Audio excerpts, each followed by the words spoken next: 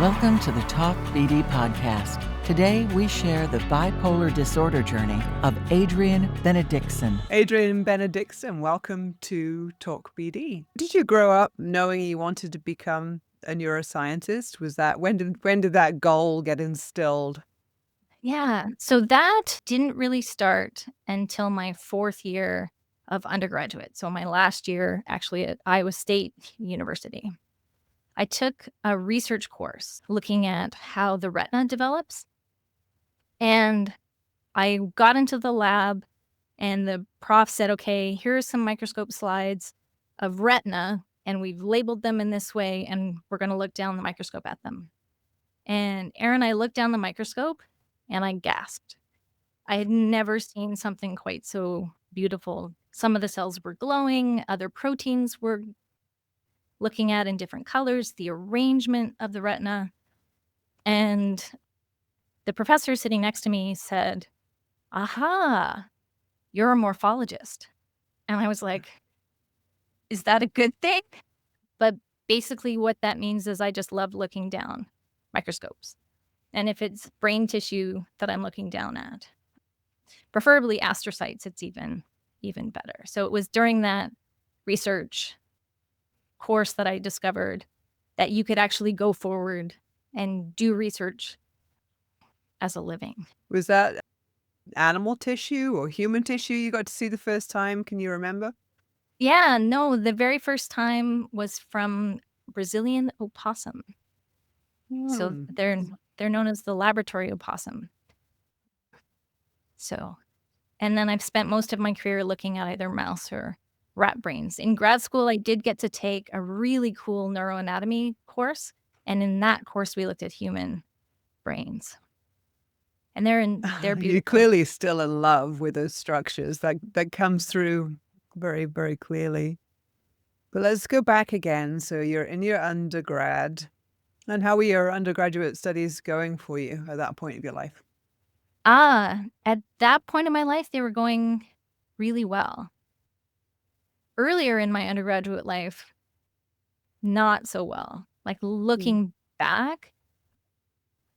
So coming into undergraduate at the U of C, I got one of their big fellowships to go to undergraduate. And you had to maintain a certain level of GPA. And coming in, I was like, no problem.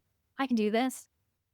And then I found myself not going to class, not doing the readings, and just really retreating into myself and mostly not leaving my bedroom. Which looking back, I'm like, oh, okay, I know what that was. But I didn't clue in, nor did people in my circle sort of recognize that that's what that was. And in the last few years of undergrad, especially that last year at the University of Calgary, I got involved in student politics. And I was elected to the academic council for the Faculty of Science. And I won that election, Aaron, by 7 votes. And if I had not won that election by 7 votes, I would not have met Gunnar. So before that, inferring, it sounds like you'd had a bit of, lower grade depression, or was it anxiety? Yep. More specifically, what were those early kind of experiences in terms of your mood that were troubling for you? Yeah, I think it was mostly depression. And like I would say mild even to moderate. Like I was somebody who would normally, people would classify me as like vivacious and wanting to be very social. And I really retreated from those types of activities. And the big thing that I'd been really excited for with university was learning. And for me not to go to class was a big change for sure. A stark difference. Yeah. Yeah. You got there eventually? I did get there eventually. In part, Gunnar's support was instrumental, but then also getting married, the move to Iowa, sort of the change in environment and the change in routine got me a little bit out of that depression. And the excitement of getting married and the excitement of sort of the new start, and we could sort of define ourselves in Iowa however we wanted to. And then to do well academically really just improved my mood considerably. So you're back in the lab. You've fallen head over heels in love with the astrocyte and have an environment in which you can really, really study them. How does that continue for you in your academic career at that point of your life? So at this point, I would have been starting my PhD program probably 2 or 3 years in at the lab at the University of Iowa. Staying up really late, so my research involved doing time-lapse imaging of astrocytes in rat hippocampal brain slices. But these time-lapse experiments, Aaron, would be like 10, 16, 18 hours long. And because I was low man on the totem pole, so to speak, or the lower, like the newest person, my time on the scope started at about 6 p.m. Mm-hmm. So I was often there really, really late into the night. Something that anyone who's watching this knows is not necessarily a good idea for someone who I didn't know at the time, but would soon be diagnosed with bipolar disorder. And I say soon because at about really just after I was gathering images and data for my first paper, I had the opportunity to go to a really small research conference, one that was just for astrocyte biologists. Very interesting things happened at this conference. It really starts in the couple of days before the conference. I was really excited to go to this conference. So I was up late capturing images, trying to finish some time-lapse experiments, and then I went shopping to get ready for the conference. And I spent about $500 on new clothes and new suitcases, which was a lot for me, an impulse purchase for sure. But nobody sort of thought anything of it. And so I got on a plane, 2 planes, and flew to Ventura, California. At the beginning of the conference, it was fabulous. It was like the top researchers talking about the latest and greatest findings in astrocyte research, lovely people, but of course, staying up really late talking about science. But at one of those evening events, I started acting very unusually. I started telling stories that were very inappropriate for that venue, just acting really boisterously, to the point where one of my fellow graduate students that were there from Iowa and a person I'd met there were a little concerned that someone had slipped me something. It was behavior that they both said that I wouldn't have done had I known I was in company with people who were, it was a professional setting. And they said I was doing things that weren't entirely professional. Mm-hmm. And the real, I don't know, you could call it excitement, potentially, is what happened on the way back from the conference to Iowa City. So this would have been 2003. So many moons ago. But for whatever reason, it's still very crystal clear to me, or at least some of the things that happened on the way back to Iowa City. So first we have our drive from Ventura, California, back to LAX to catch the flight, first to Chicago and then from Chicago to Cedar Rapids and then to Iowa City. On the way back from Ventura, California to LAX, we're driving by the coast and I start feeling like elated. I just start feeling really, really good, but also really peaceful. But then I start thinking that I'm having conversations with God. And this is unusual for me. According to him, I was going to go on a journey to uncover the secrets of the mind. And in order to do that, I needed to get rid of all connections that I held currently, especially personal ones, because I would need to devote myself to science 100%. So on the way back, I asked my professor who was driving the rental car to pull over, and I told him I was seasick, or car sick, rather. Mhm, I'd soon be. mhm. Yeah, so I asked him to pull over, and I walked out, and we were by this beach. And again, at this moment, I was having God tell me that I needed to get rid of any attachments. And so I walked over, Aaron, to the ocean and took off my wedding ring and tossed it inside. Hmm. Yeah, The strongest attachment probably you had on you at that point of time, exactly. and tossed it in the Yeah, no, ocean. exactly. And I Mm. couldn't describe it more than what you just said. I knew when I met Gunnar, like we got engaged 3 months after we started dating. Like he was someone that I knew almost instantly that I wanted to spend the rest of my life with. And the fact that in that moment, the ring that he placed on my finger meant that I had to get rid of it was just something that was, yeah, unlike me and unlike my heart would be an understatement. Mhm, mhm. Yeah. But I got back in the car. Actually, first I tried to get into a black SUV because that SUV was going to take me on the correct journey and get me to the places where I was supposed to go. Thankfully, the colleague of mine that was with us at the conference didn't let that happen Mm. and got me back into the rental car and drove us to LAX. So we make it to LAX, and I get on the airplane from LAX to Chicago and make it to Chicago. And then in Chicago, we've got a couple of hours layover. And yeah, another really thing that I still carry with me happens. And that is, so I believe it was my professor that called Gunnar back in Iowa City and said, okay, something's going on with Adrienne. We're just going to bring her home. Mhm. And so I take the phone and talk to Gunnar. And Aaron, I tell him that I want to leave him. Yeah.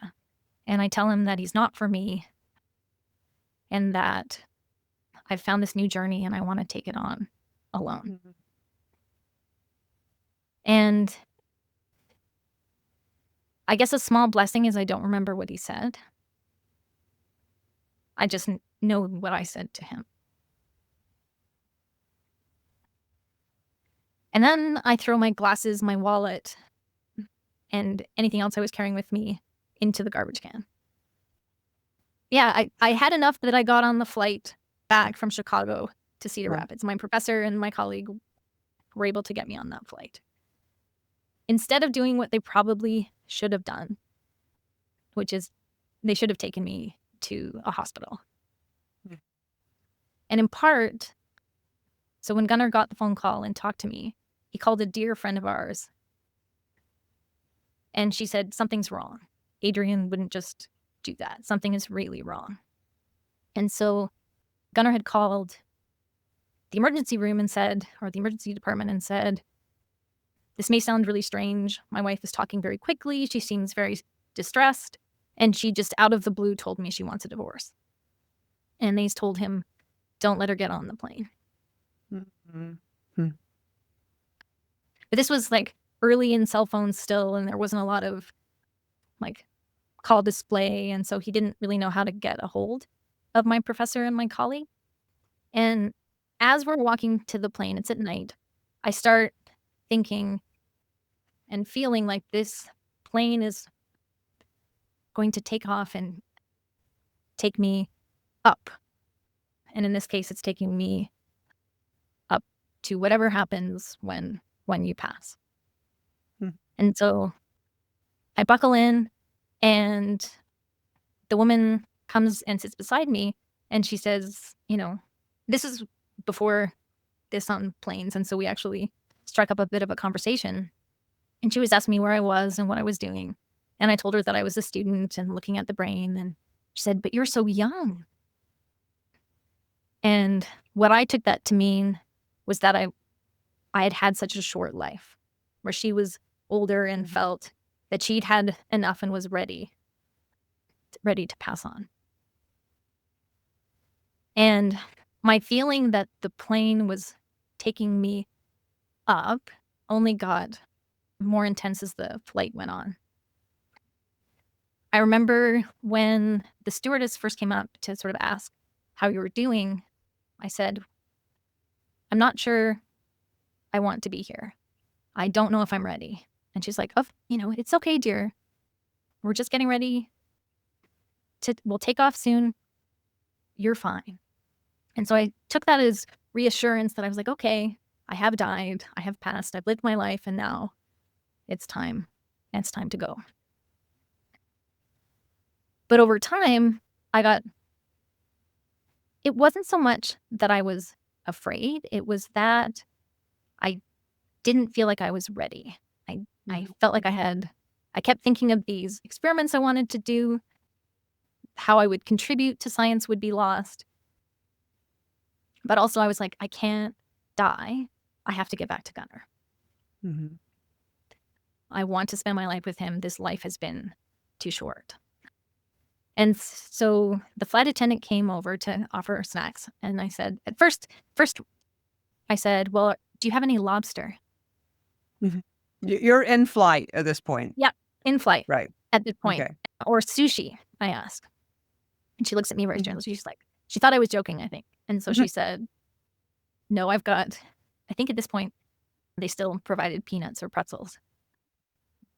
But Erin, if you are being taken to the afterlife in a plane, surely they'll have whatever you want to. Basically like your last supper, right? Exactly. And so she sort of laughed and said, no. And like physically, everything started feeling really bright.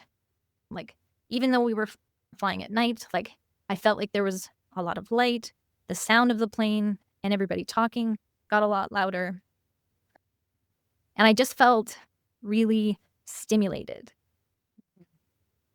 But also,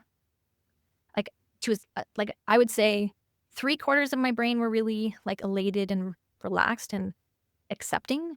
But as the flight kept going, that quarter kept getting larger of, no, something is happening. I don't want to die. I'm not ready.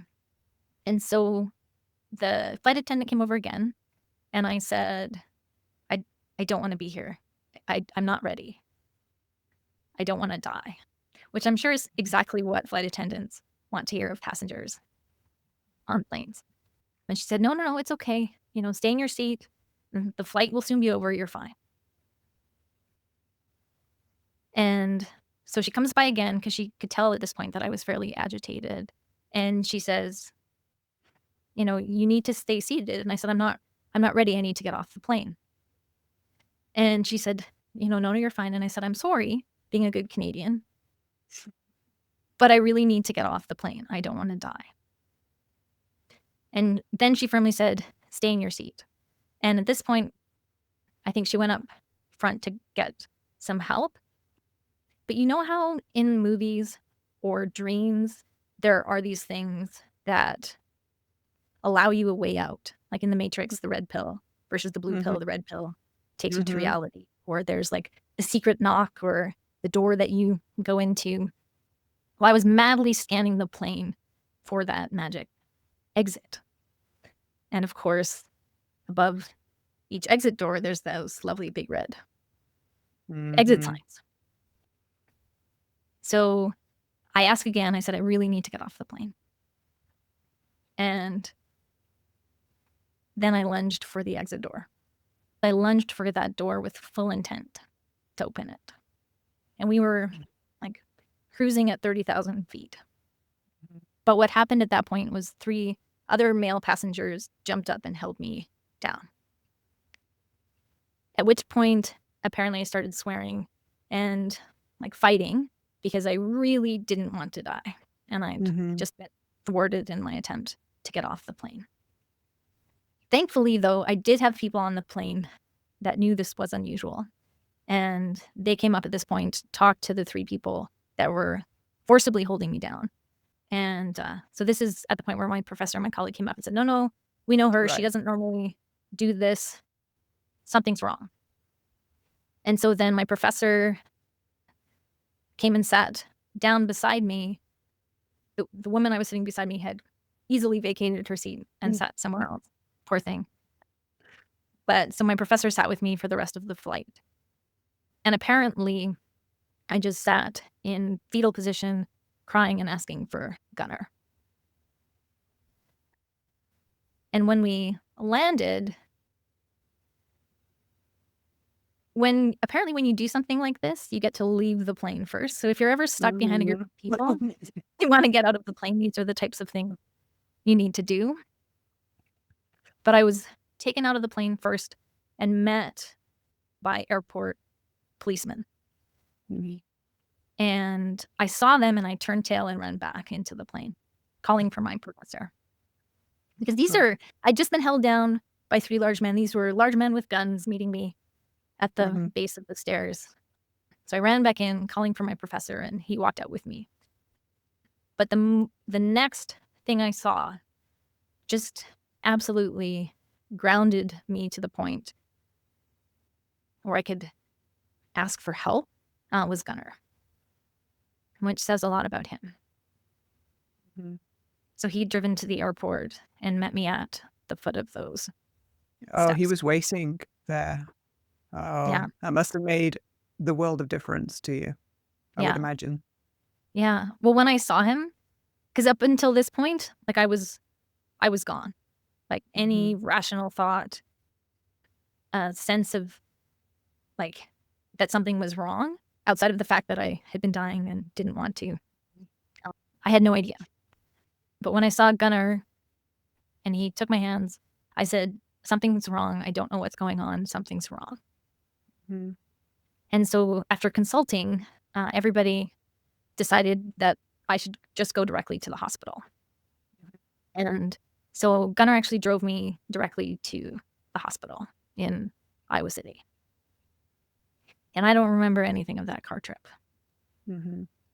So, but I do remember getting to the hospital. It was one of the, like, the University of Iowa, part of its university structure is the hospital. So there were researchers that I knew there.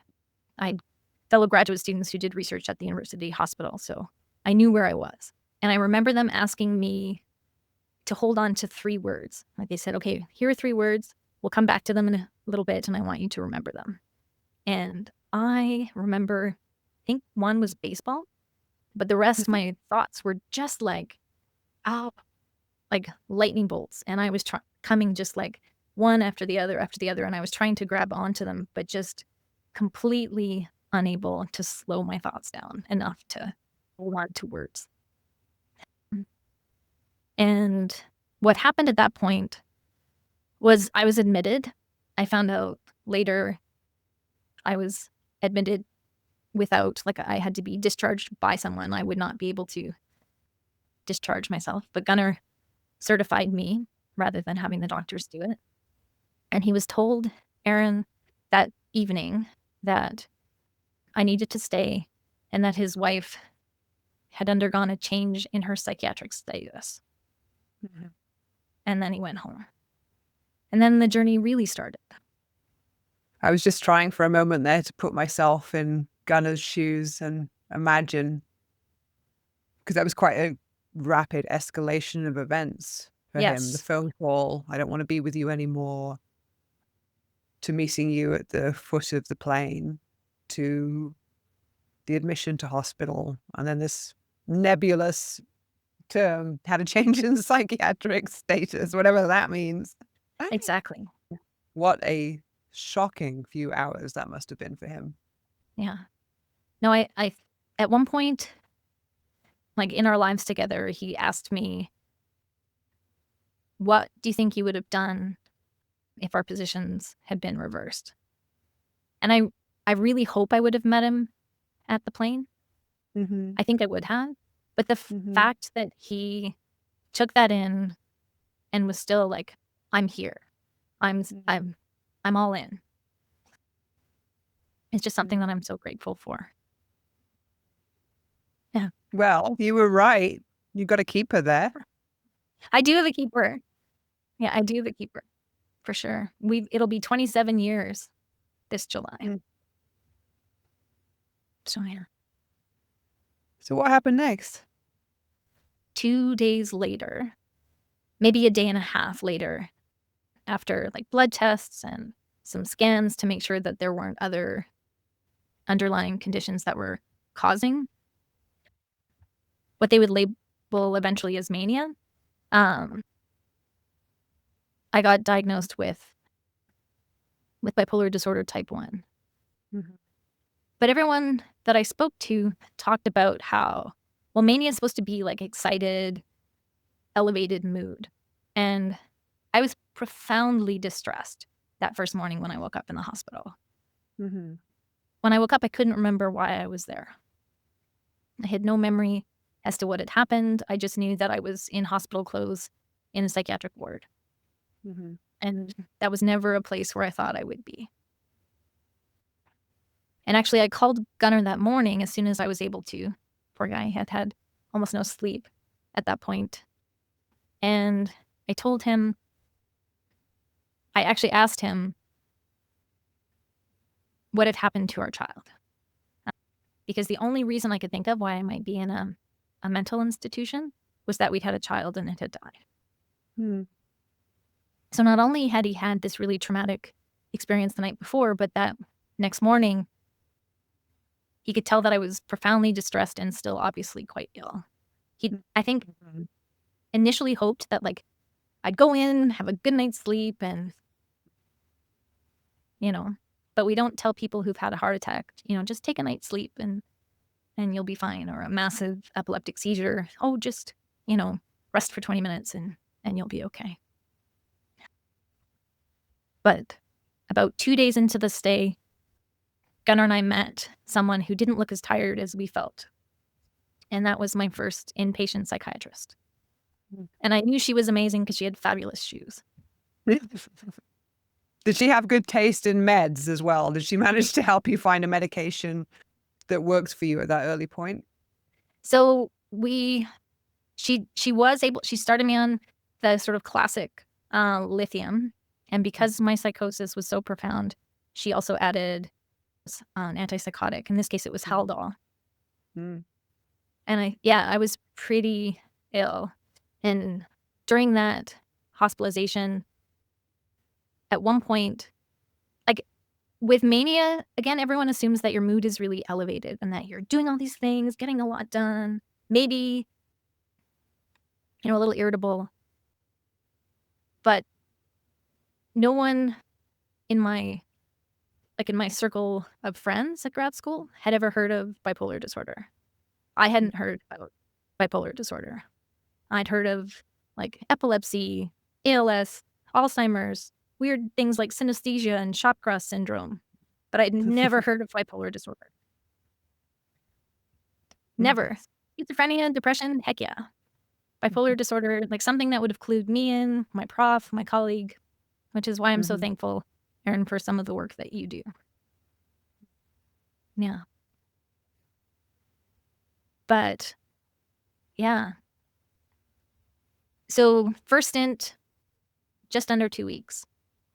And along that journey, I started mistrusting my memories. Because that first day I thought we'd had a child who'd passed away. And so when Gunnar came in, I said, where was this little girl? What had happened to her? And he was like, Adrienne, it's okay. We have no children. We have 2 dogs that we love very much, but we have no children. And I started questioning my memories, like which of my memories were true. And so he said, I'm going to go home, but I'll be back. And he left me his brown leather jacket because I didn't want to leave without anything of his, or have him leave without anything of his.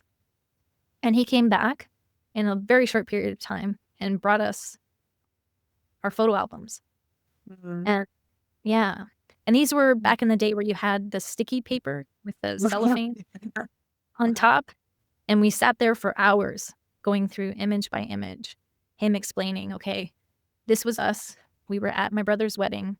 This is all the people that were here, just like holding my hand and walking me through my life, because it had felt like a massive crater had sort of been exploded, and I didn't know how I fit in, what was real, and sort of what my future looked like.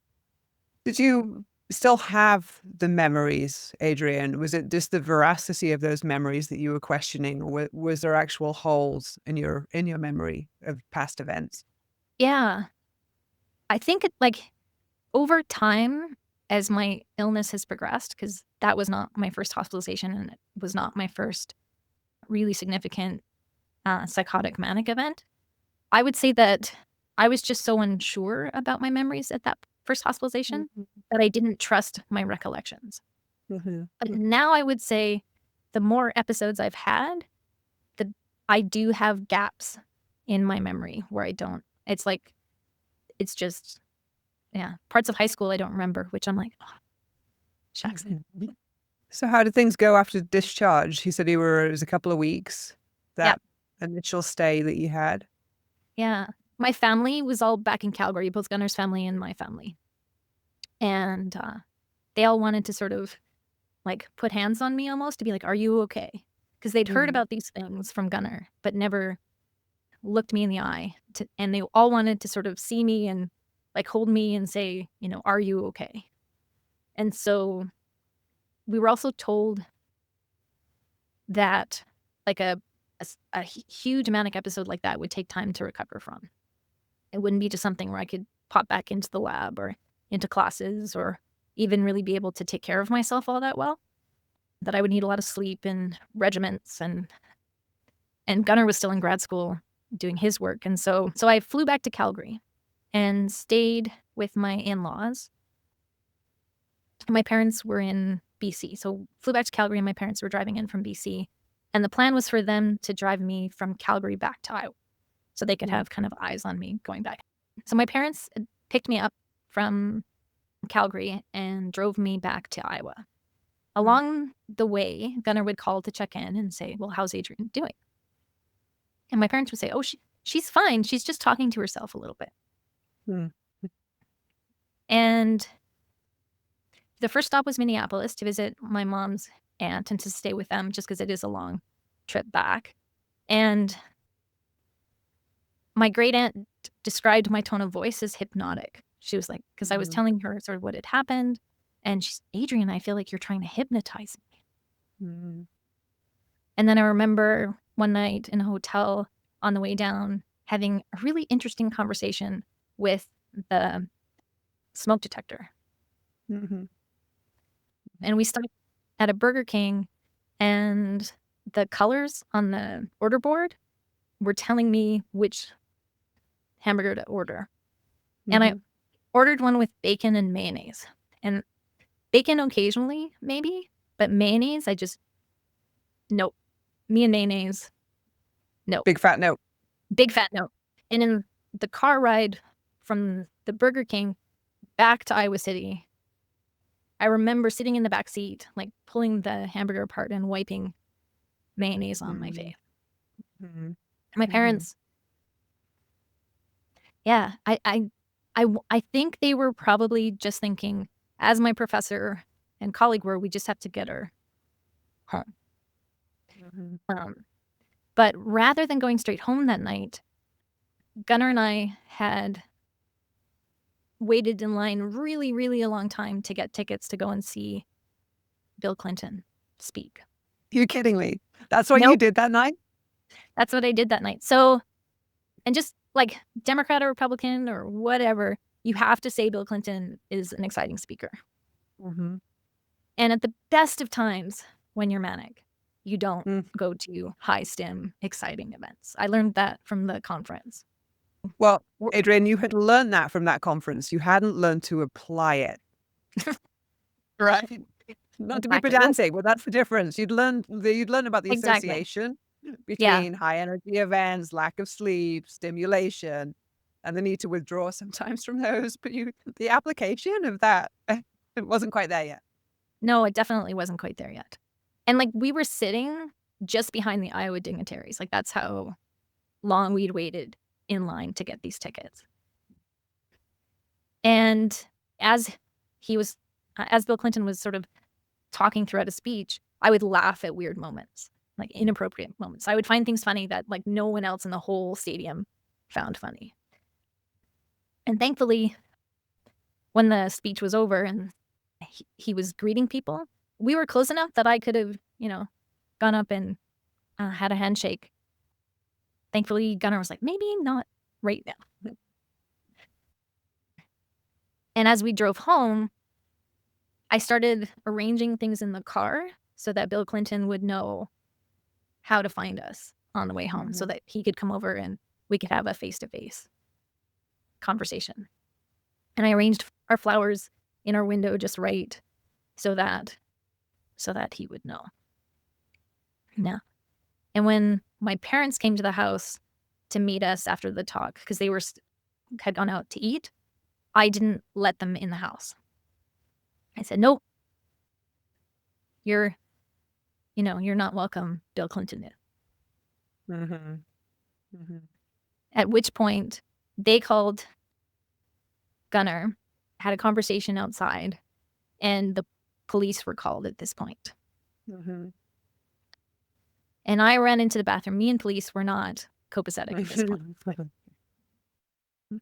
And so I hid in the bathroom, and the police and Gunnar came in. And when they opened the bathroom door, I was writing on the mirror with Aveda hair foam, secret messages to the universe. So I got a police escort back to the psych ward. Sounds like way too much, way too soon to be released from hospital on a flight, family, in a car, with people who aren't, hearts in the right place, I'm sure. Absolutely. But, not well equipped necessarily Totally. or educated enough at that point to know for the warning signs into a big old exciting political event and then a car trip back to Yeah. Yeah. Where unsurprisingly I was readmitted. Yeah. And at that point I stayed for longer, and they were aware at sort of the brittle, dramatic nature of my illness. Something that And you're all back of my on an you're back on an antipsychotic, I would predict as well at that point, right? Yeah. Exactly. And and she is a wonderful psychiatrist. She was like, oh, okay, maybe we weren't far enough along in that journey.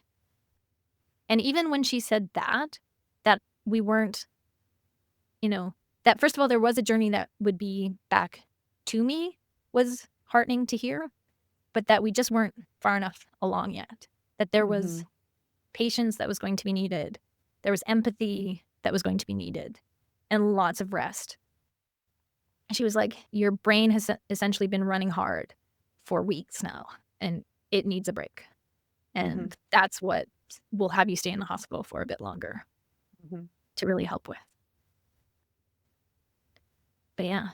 And then how do you want to thread together the pieces between those episodes and where you are now? What were those intervening years like for you? I would say that, so I'm a big believer, Erin, that if you can't learn from something that you haven't given yourself enough time or empathy to learn from. Like learning is just so central to who I am and who Gunnar is. And I think like giving myself enough compassion to have time to learn lessons. Like you mentioned, maybe don't, go to a high stim environment if you've had less sleep, less regimented, or your mood's elevated. But with those sort of small, quiet steps of learning what it means to have bipolar disorder type 1, which has meant a lot of changes in my life. One of which I think I talked about earlier in terms of going big research to small undergraduate teaching university. But I don't like that I go big research this, because this should be more what Taylor Swift doing these days, right? because I love my job. I love where I've ended up, even if it, yeah. I have to ask so you had your first sort of break at that conference, and you said at the time that, it was going so well that you were initially getting all kinds of great postdoc offers.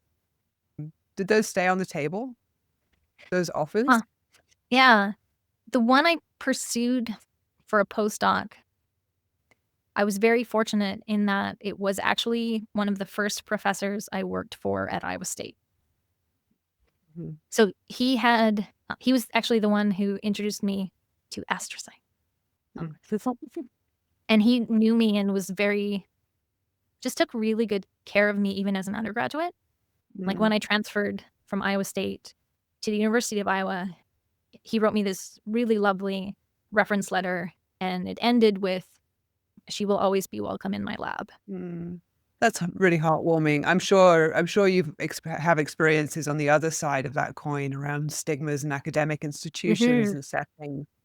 It's certainly a question that comes up a lot for us in CREST BD when we run events, specifically from academics who are trying to figure out how, when safely should I disclose? Should I ever disclose, for fears of discrimination and stigma? So it does warm my heart to hear that at least some of your experiences have been very supportive by the sound of it. I would love to say that all of them have been. And unfortunately for me, I was disclosed based on my first episode.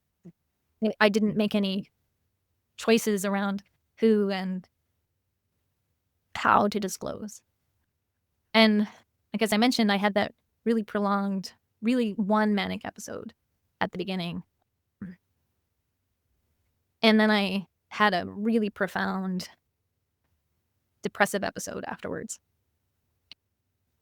And it was a long enough period of time that some of the professors in the department and program felt like that graduate school wasn't the right choice for me. And to a certain extent, I see their point. Like having been unable to continue with my studies and my time in lab had really been disrupted by those periods of time where I was really ill. But at the same time, I was always like, well, what if I'd gone through chemo? Would that be the same situation? And so as an undergraduate student, I'd been involved as a student advocate. And I was just well enough when I was told that I should think about leaving the program to advocate for myself and say, you know what? Here are my transcripts. Here are my papers. Here's, the offers I got at that conference. This is my plan. I think I'm worth fighting for. And especially because I was in the US, I was on a student visa. And if I hadn't been in the program anymore, I would have had to go back to Canada.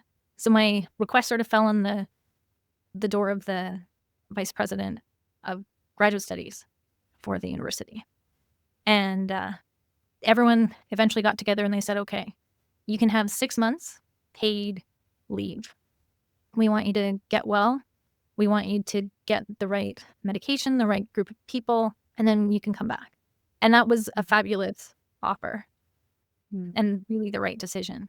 And when how you get your hood, when you walk across the stage with to get PhD, and the head of graduate studies whispered in my ear, he's like, good for you. No. Yeah. So that was really great. The other great thing that happened just prior to defending my dissertation was I had our eldest child 3 weeks before defending. That's interesting timing in itself, isn't it? Yeah. I seem to make these great decisions, Erin. Like we had always wanted to be parents. That was sort of something that was fundamental to us. And once I was released from the hospital, I needed an outpatient psychiatrist. And while she didn't always have amazing shoes, she was an amazing psychiatrist and an amazing human. And along the way, when our discussions started about having kids again, she said, okay, you have to be well for a year and then we'll talk about it. So the year went by and And Gunnar and I decided, okay, we'll do this. And we got pregnant, and then it was time to defend. And I was like, oh my goodness, how do I manage this? And everyone tells me, you had to be crazy, Adrienne, to want to defend so close to having a baby. And I was like, if only you knew, if only you knew. Because postpartum is really tricky. But my outpatient psychiatrist had checked when I went into labor, and it started at 1 o'clock in the morning, which wasn't a good place to start in the beginning. And then it went on for about 30 hours. Not much sleep. No. During my pregnancy, I had been really well. Really well. To the point where my psychiatrist joked, maybe you should just be well all of the time, or pregnant all of the time. Pregnant. Like, Just no, stay pregnant. just stay pregnant. Mm-hmm. But after that really long labor, she was a little worried. So when Maggie was born, I held her, Gunnar held her, and then my psychiatrist held her. Yeah, she was a very special person. Wow. Did your But- mood stabilize out? No. So I'd been awake for a long time. And then for anyone who's like produced this new offspring, you don't go to sleep that next day. You spend all of it like holding them in your hands and telling them and like how much you love them and just like enveloping them with care. And so we did that the whole next day. And I was awake that whole next day. And then my mood went sideways. And I remember having a psychiatrist come in and asking me how I was doing. And I told him I need the psychiatric equivalent of an epidural. Because I knew I was getting sick, and I knew how quickly it could go really, really bad. Yeah. So what they did instead of putting me in the psych ward, though, and this again speaks to private healthcare in the States, which everybody should have access to this level of care. They made the mother-baby unit like a mini psych ward. So they took everybody out. Gunnar was allowed to stay, and so was Maggie. So they just kept it low stim. They made sure I got food, meds, all of that in this very contained, quiet space. And Maggie was born June 13th, and I defended July 5th. Oof. Wow. And everybody said it was one of the most exciting, dynamic thesis presentations they'd ever seen. And it's like, thank you. Yeah. Were you manic when you defended? Oh, hypomanic for sure. Hypomanic. Yeah. Not. Yeah. There was definitely some manic assistance to the slide. But you defended successfully. You did it. Yeah, I did it. Yeah. Yeah. Good for you. Did you crash afterwards? Yes, in Yes. many different ways. Yeah. It was a long ride because my postdoc started in Philly, and car rides after Mania don't go well. Yeah. So I ended up in Philly without either of my really fantastic psychiatrists, without healthcare because I was on mat leave, which in the US at that time meant they just had to hold your job for you, and no healthcare. So we got to Philadelphia, and thankfully I had the postdoc advisor I had, because when I called him and said, I don't think I can start work yet, he said, we're just going to say that you're starting. So you can get healthcare. You can get your meds. Yeah. And you can get access to a psychiatrist. The psychiatrist that I'd been connected to also told me she would see me in her private clinic without cost, as it would have been $485 an hour to see her.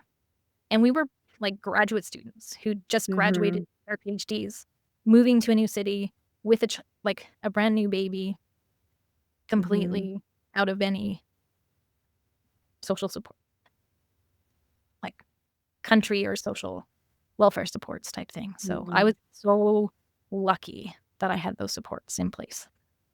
Yeah, that's one of the things that runs through my mind hearing your story is, so many points of hardship and real difficulty and trauma. And yet these points of just such, call it luck, you know, just the idea of them with a newborn, keeping you in place, taking the stimulation out Yeah. of that environment, letting your husband stay with you, dropping the lights down and letting Yeah. you recover in situ with your new baby. I And know. you don't need me to tell you, Adrienne, how rarely that happens and what the Yeah. typical course is for somebody who's experiencing a postpartum experience, so Yeah. much to learn about the way things can be done with more of a wraparound service for Absolutely. people. That really sounds to me as a lot of these elements are humans, right? They're people, Absolutely. Yeah. right? Uh, Yeah. And that was why when I had our son Jakob so many years later, just 1 year after starting my academic position at my university, I seemed to plan these things really well. I actually had the most significant episode I've had, mostly a mixed episode postpartum that started 3 days after he was born. Mm. And here, unfortunately, there are no mother baby units. So mhm. I went into a psychiatric ward here and was without him basically for 7 weeks. Oh, so the other end of that spectrum of experience. Yeah. Yeah. Mhm. And you speak of trauma. Yeah. That one, Yeah. yeah. That one I still am, yeah. I'm both very angry about in terms of how it happened and just devastated by it.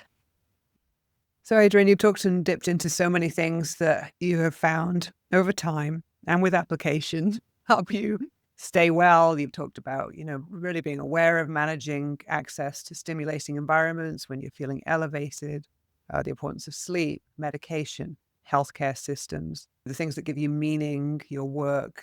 So is there anything in there in terms of things that really help you protect your wellness that we haven't touched on that you wanted to mention? So a couple of things, one of which is peer support. Hmm. I was really active in Calgary's peer support for people with both bipolar and other mood disorders for a number of years. And there's a core group of people that I meet with regularly, James, Alan, and Julie, who, with our shared experience, really just, because they've lived the walk, talking with them about their experiences and how I'm doing and really reflecting my health onto them and my current status really gets met with empathy and compassion on their end in ways that I don't always get from others. Yeah. Yeah. And then I've just had some really kick-ass friends too along the way. Yeah. Got this big group that we call the Lake Windermere family. That group of people have been essential. Yeah. My prenatal, postnatal, and forever massage therapist, wisdom person has also been integral. And then I've got a really good best friend named Lindsay, Mhm. who's been just wonderful. And of course, I got really lucky. I have a very good egg, as my mom would say, in Gunner. I can't imagine what my life would be like without him.